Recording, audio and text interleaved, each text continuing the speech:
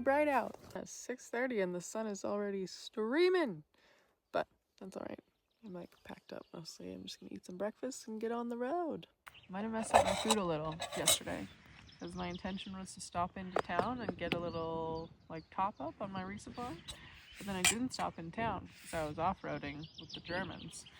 But then they were gonna take me a little bit further, and so I was like, oh well, then it's only 2 days to my resupply, so it's not a big deal. But then they crashed their truck, so then they couldn't take me any further. So then I sort of am like 3 days to resupply, and I don't really have 3 days of food. From what I can tell on my map, if I can hike 32 kilometers today, depending on the terrain, because that's always a bit of a gamble, how long it will take to hike 32 kilometers.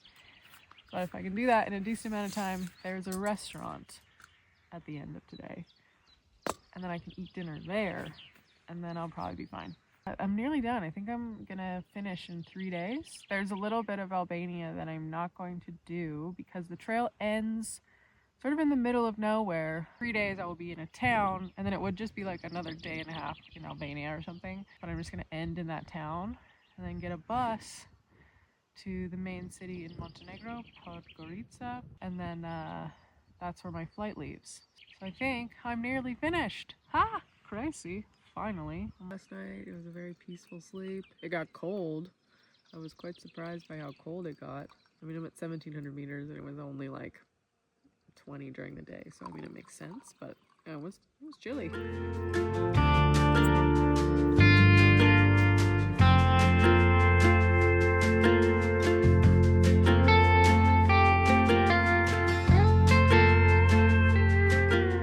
What a beautiful day. I'm on a dirt road, but it's like a really nice dirt road. It's like soft and easy to walk on, which is nice because I have kind of a long day today, so if I can go a little faster, that would be good. Look behind me. Look how pretty that is. It's beautiful out here. Look at that. Oh, it's very much springtime. It's July 2nd today. Yesterday was Canada Day. Oh yeah, no, I think I have to climb that giant peak over there, but I'm not sure. There's also an option to not do that, but we'll see how I feel. My legs are tired today. I don't think I ate enough food yesterday. I sort of skipped lunch with all the festivities that were going on. I want to make it to that restaurant tonight because I really hope there's food there. That would be nice. I'm feeling good today. I don't know, it's just like a nice day. It's not super hot, the skies are clear, it's a little breezy. It's like wildflowers popping, it's green. I'm in the actual mountains. It's beautiful. It's a lovely day.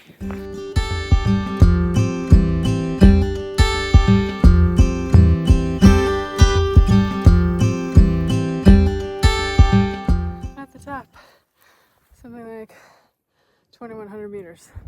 Horses. Look how pretty it is out here.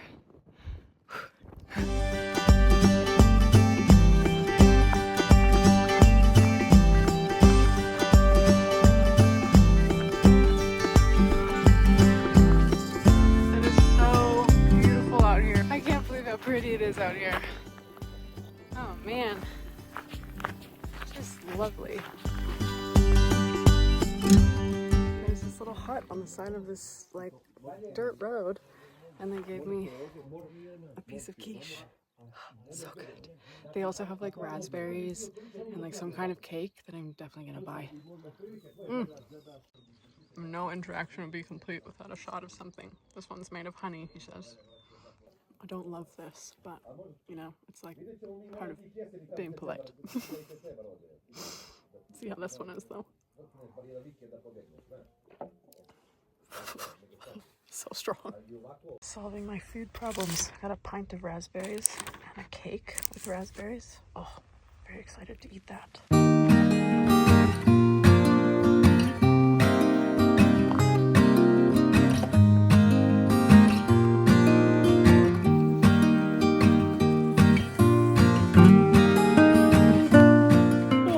I don't have like a ton of food left, but the German man Tom gave me a bunch of these little packets of soup. They only have 45 calories in them, but if I put 2 together, then it's a pretty okay snack. Ooh. Plus I have this nice water source behind me. So, should be a nice little snack. Today's been just so quiet and calm and easy to walk. I need 300 milliliters of water. There we go. Really just nice and easy. Just kind of gentle rolling hills, easy tracks to follow. So I have about 10 more kilometers. Hopefully my plan works out, because you never really know. According to my notes, there should be an unlocked hut in about 10, maybe 11 kilometers. And then there should also be a restaurant in the vicinity. So at this point, I should be able to get there by like latest 6 p.m. Because I've been making pretty good time. I don't want to jinx it, of course, because there's always the probability that the trail could just disappear for the next 10 kilometers. If the day remains roughly the same, I should be there well before, or like, around 6 o'clock, if not earlier.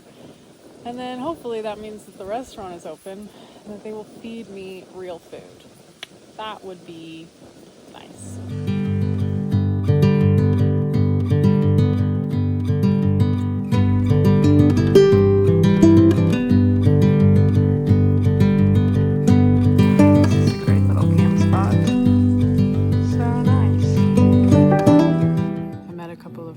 Doing like a 4-day loop. They were so surprised to see me. They were like, we never see people with backpacks, and they'd only been out for 2 days. Imagine my surprise. They were from the Czech Republic, and they had said that the restaurant near the hut is closed, or rather it's only for like guests of the accommodation, but that here at the entrance to the national park there's a restaurant, and here I am with a glass of Coke, about to eat something. Whew, so I just stopped for a delicious meal, and it was so cheap. That whole plate of food was like $5. It was crazy. €5. And then it's like 5:30 in the evening now, and there's a table full of men eating at the restaurant around the corner from me. And one of them is I think 2 of them actually are the people who are supposed to take money for the national park. And he sort of like looked at the gate, looked at the table, because one of them had a shirt on that looked like he knew what was going on. I just kind of pointed and went, yeah? He was like, yeah, go ahead. And then his friend gets up and goes, wait. And I was like, oh no, what's he gonna do? And I didn't realize he also works for the park service. He was like, oh, it's €3. You need to get a ticket to go in. And his friend is like, sit down. Don't ask her for money. And then all of the men at the table are like, come on, leave her alone, let her go. Anyway, so it's kind of funny. So I got into the national park for free, so which means I have not paid for a single national park the entire time I've been on this trail, which is silly. Like, I'm not opposed to paying for it, but it was just really funny that they gave him such a hard time. They were like, come on, leave her alone. So anyway, it was nice of them. It was funny. I think I'm like 5 kilometers of road walking to get to the hut that I want to be at. But I've already eaten dinner, so I can just like set up and hang out. No, it turned out to be a really beautiful day. A road walk, but nice and shady and quite pretty.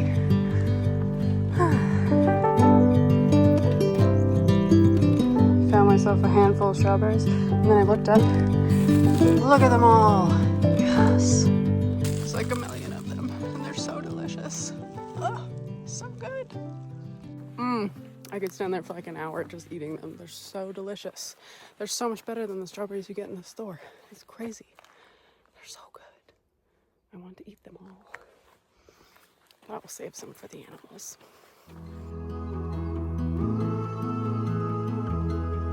Look at this place. Look at this cute little guy. Look at him go. He's so cute. Oh, stop. You're so cute. A little shadow now. I don't know where he came from. He's so cute though.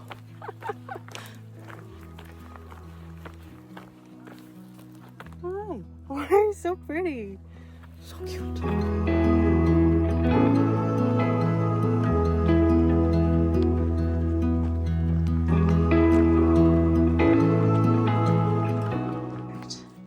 I think this is my hut. much, but oh well.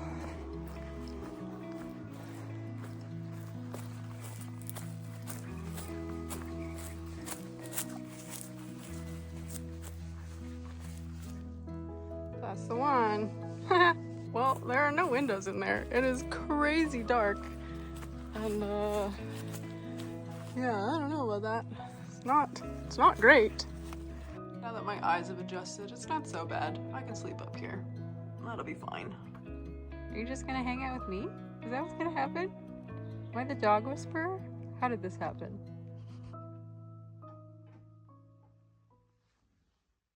Oh, I was just about to set up in the hut, and then this man came out and said, "Oh, are you sleeping in the hut?" I said, "Yes." And he said, "Oh, it's not that nice," or this is what I gather. He's speaking Serbian, and so I don't really understand most of what he's saying. But anyway, he called me up, and he's got this wood shop that has a couple of cots in it. Anyway, he said I could sleep in the wood shop. And I was like, "Oh, okay, cool, that's great." And then he's like, "Let me make you a coffee," or, the only word I understood was coffee. And so I go up to his main cottage or whatever where he is. So this old man, probably in his 70s or something. And anyway, coffee eventually happens, but first he tries to give me beer and rakia, and I'm like, I don't like to drink with like strange men, honestly. It's just like a safety thing. And anyway, he keeps trying to give me things and chocolate and beer and rakia and whatever, and I keep saying like, no thank you, but I'm trying to be polite, and like, he's trying to do a nice thing and I'm trying to be nice. Anyway, we have a coffee, and we do not understand each other at all. I'm trying to use like Google Translate, but it's not working very well because I have very little service. Anyway, eventually a bunch of his like family come over. I think his sister and her husband and their kids and whatever, they came over, which felt better, because I don't love just like sitting in a man's house alone. I ended up sitting there a long time.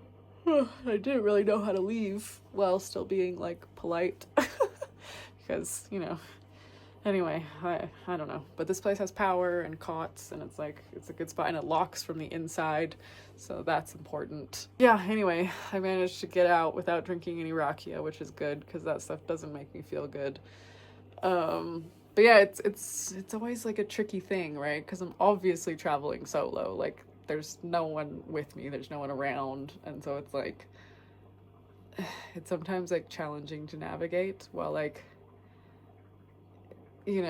making sure that I am safe, but then that like I'm also, having interesting experiences and meeting people and like being open to sort of situations and help and these kinds of things. And when his sister came over, I felt better, because she's a woman and she's there, and we made eye contact, and I'm like, yeah. When they left, I was like, okay, time for me to go, and he's like, no, sit, and I was like, I don't want to sit anymore, like I'm over it. So anyway, thank you very much, I'm going to bed. Thank you.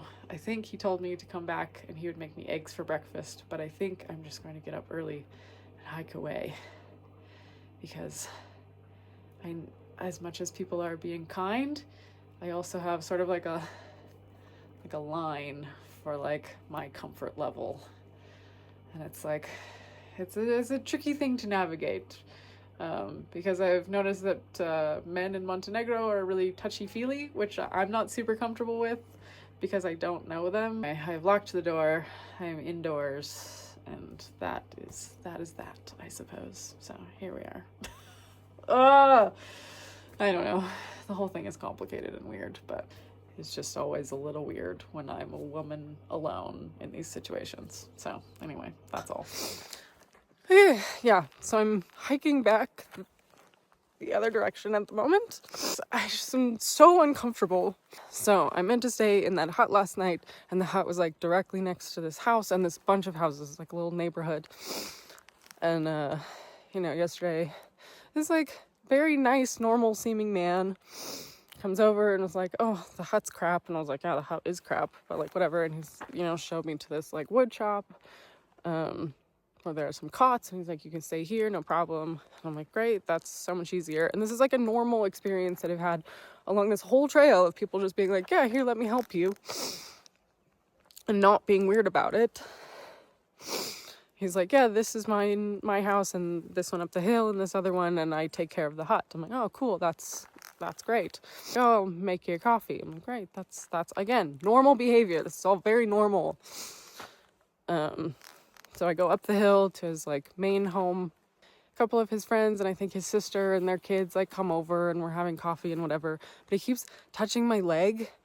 But then I'm looking at him and he's like touching everybody else. And I'm like, okay, maybe he's just like a touchy-feely person. But I'm like, you don't know me. These are your family and friends. And like, you don't know me. And I'm like, I keep trying to like scoot away and like, okay, stop. Haha, yeah, okay, stop. And anyway, his friends and family leave. And then I'm like, okay, it's time for me to leave too. It's like 9 o'clock. And he's like, no, stay. I'm like, no, I don't. And he keeps drinking. Everyone's drinking rakia. I'm not drinking. He keeps trying to get me to drink. I'm like, no, I don't drink with like strange men. It's just not safe for me to do. And then I just like, he's just making it really hard for me to leave. He keeps being like, sit. No, I'm like getting kind of more forceful. I'm like, ooh, no, I don't like this. Anyway, so I go down to the woodshed. I lock it. I like get ready for bed. And like, you know, I'm like, okay, it's 9:30. Like this is over. And then I hear like a knock at the door. I'm like, oh no, I didn't turn the lights off soon enough. Anyway, so I kind of crack it. I'm like, hi, yeah, I'm going to bed. You know, oh, I'm sleeping. Yeah, okay. And he like pushes the door open and like lets himself in. And he's got 2 beers and he wants to like have food and beers. And I'm like, no. And I keep saying, no, like I'm going to sleep. And I translated on my phone. I said, I'm going to sleep. Can you please leave? And then, like, he's just not getting it. And he keeps trying to hug me. And I'm like, no, like, leave me alone. And at this point, it's like 10 o'clock and I have nowhere else to go. Like, the hut allegedly is his property as well. And so it's not like you can go sleep there. And it's, like, dark. Anyway, eventually, I'm, like, quite forceful. Like, I have to be quite rude about it. And I'm like... Anyway, finally get this fucking man to leave. And I lock the door and I go to sleep and it's fine and whatever. And then this morning, I was like, okay, I'll get up really early and I'll just leave. So it's like 5:30 in the morning. And this fucking man, I see him looking through the windows. And I was like, oh my God. And he doesn't go away. I can hear him outside. Anyway, so I just pack up all my things into my backpack and come out and he's like, great, good morning, have a coffee with me. And he tries to, again, give me a hug. And I'm like, no, I don't know you. This is really freaking weird. And I just said like, and he doesn't speak any English and I don't speak any Serbian. And I was trying to translate, but really he just wants to talk at me. Even though I was like very clearly uncomfortable and telling him like, no, please go now, leave. I'm done. I'm going to sleep. Like, so, yeah, I really, oh, shit pisses me off because you can't just like operate normally as a woman in the world. And it's so frustrating because all of that situation was like, normal and it's something that's already happened before on the trail where someone is like, oh yeah, come stay with me and here, let me make you a coffee, like all just normal behavior, and then it just crosses the line so quickly. It's just so frustrating that it's like you always have to have your guard up. And honestly, like ever since I crossed the border into Montenegro, it's like been a stark difference from like Bosnia and Croatia and stuff. Like the men here are always trying to like give me hugs and touch me and take my picture. It becomes so frustrating to just know that that's something you always have to deal with. No matter what you do or what adventure you go on, there's always some man who decides that for whatever reason, he's more important than your comfort and safety. I'm just gonna walk back to the road and try and get a hitch with someone who's not fucking creepy, and I'm gonna go to town because I only have a day left of this till I hit Albania anyway. I just don't care anymore. I'm so over it.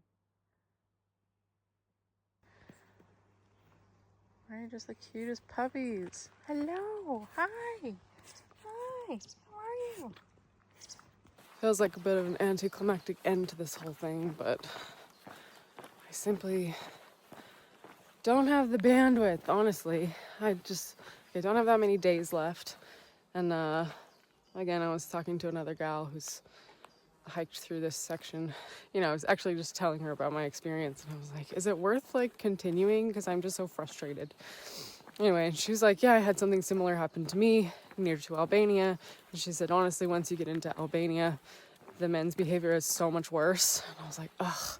And I hate to like generalize and, you know, give that country a bad reputation or whatever. But she was like, yeah, I had several really bad experiences. Like as soon as I got to Albania, this is why I like being in the wilderness. You don't have to deal with this crap. But it's like the getting in between the wilderness that is the problem. Because when you're outside in nature, hanging out by yourself, you don't have to deal with this crap. You just get to be yourself. Whether that's a man or a woman or anybody else, you just get to exist. And that's it. But then you come into town, and that's just not how it works anymore. Then you have to operate under all of these rules and conditions and assumptions and expectations and gender roles, and I freaking hate it. Deeply frustrating is what it is. Deeply frustrating.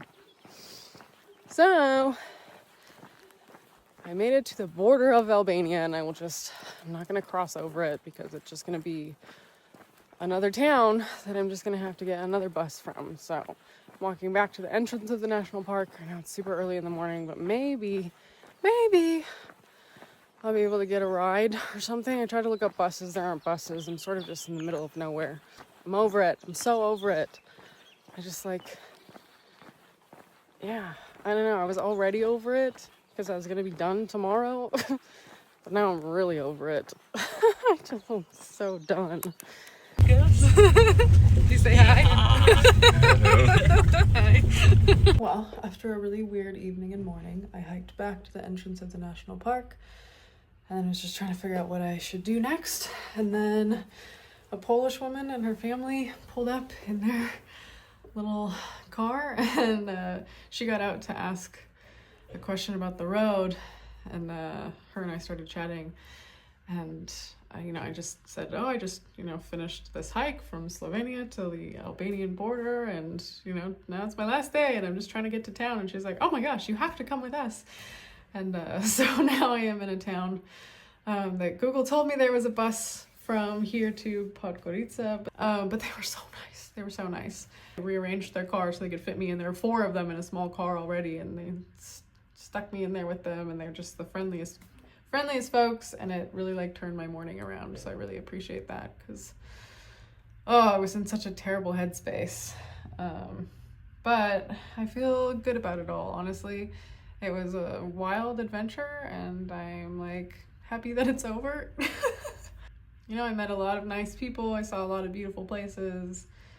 Got to have a whole bunch of new experiences and see some countries I'd never been to before and hike 1,000 kilometers. So that's pretty cool.